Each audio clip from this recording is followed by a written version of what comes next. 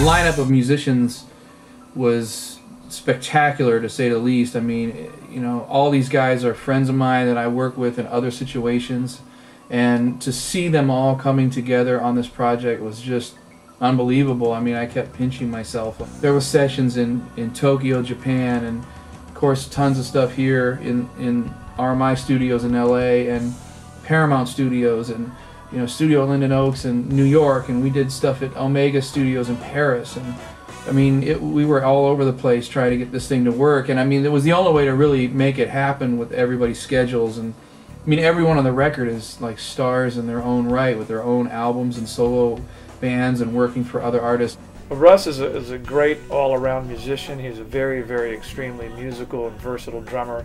He plays a wide variety of styles well. He knows a lot of different music. He's a great drummer and arranger and writer. He's got many, many different skills together. He's multi-versatile. Precision. Aside from groove and all of that other stuff, I always notice when Russ plays, I watch him and everything is very precise and not labored. I never see him labor to do anything. And I always admire that, you know, because it's a very fluid way of playing with an enormous amount of technical skill. And to do that and be so precise with it, I mean, there are a lot of great technicians. And there are other guys that are just great field players, and then there are guys that can marry those two things and embellish those two things. And Russ is one of those guys. He's playing musically. He's just playing the song, you know, and so he's not going in and putting his ego in front, but he's listening to the music and see what is required, and he delivers that. And so he played some tracks at this drum camp. He played with some playbacks, and it was just amazing. I remember that one song from Usher, and he just played a groove, no fills and nothing, just the beat, because this is what it's all about.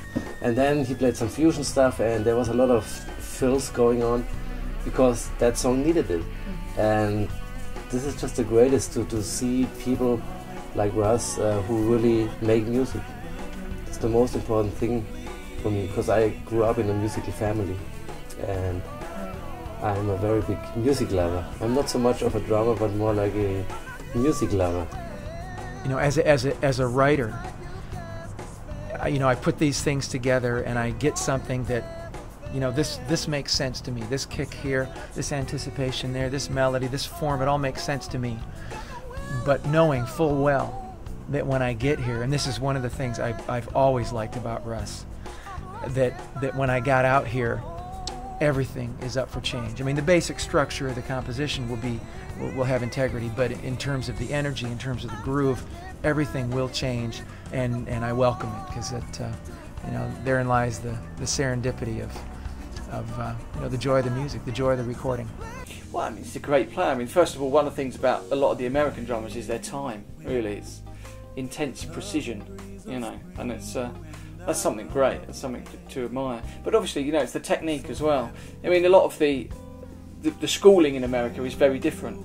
You know, a lot of players will have studied in school with the marching band stuff, and you know, that intricate technique, and that, you know, that comes across in the players that have developed into set players and moved on to being professional drum set players. They've got a much longer history of that technique, and you very much see that evident in someone's playing.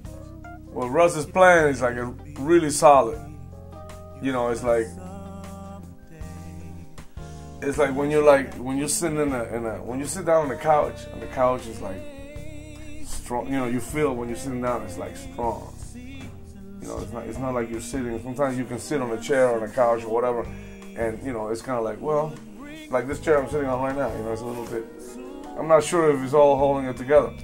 Playing with him, it's like you're since I play percussion, it's like sitting on.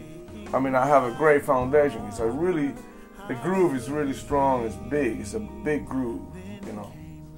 How it gets interpreted through us, and with our experiences and our facility on the instrument, all of those things combined, you know, it really creates our personal voice. And with all the machines nowadays, you know, a lot of music sounds exactly the same. I mean, a lot of the contemporary R&B and rap and pop music, it's like the same thing over and over again.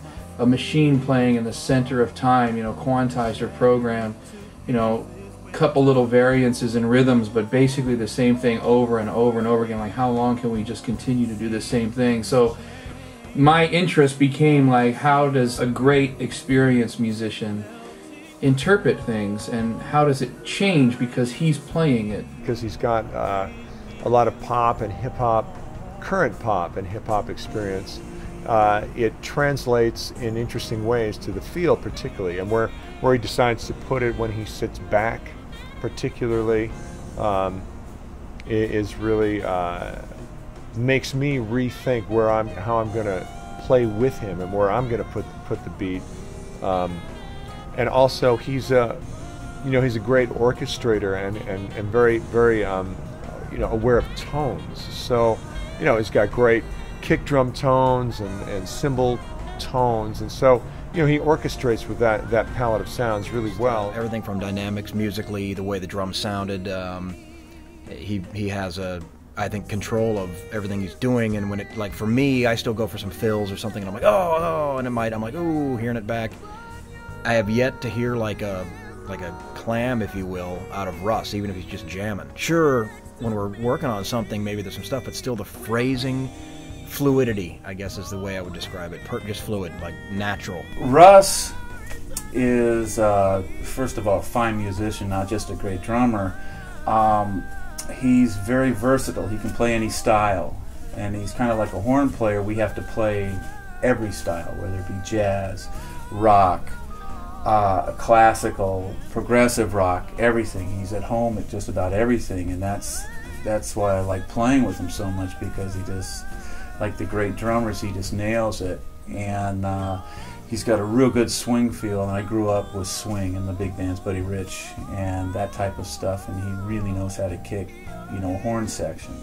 Russ is one of those drummers that's one of those musicians who's deceptively good, in that his playing is so effortless and he makes it look so easy, and the things he plays are so musical that a lot of times you take it for granted. You don't realize how good he is until you go back to the track, or you go back and review a videotape of a live performance and realize how amazing his performance is. And it's in all the little things. His time is so incredibly solid. And I've played with him. We did a jazz festival once in Philadelphia, and jazz festivals, they're rushing the act to the next act, to the next act, to the next act. So we go to play on, and the first song we're playing is with tracks, with a click track. And they didn't have time to send the click track to Russ, but it's a huge 8,000 seat venue and a full crowd, and they're like, go, go, go. And they introduce the artist, and so Russ has no choice, he has to start. So he hits the tape, and the tape starts playing, and he's watching the LED light on the tape machine, and he just used that as a click for that song. Never dropped a beat, never got flustered, never freaked out, never just, So his musicality is so effortless. I think that's one of the things I really enjoy about his playing.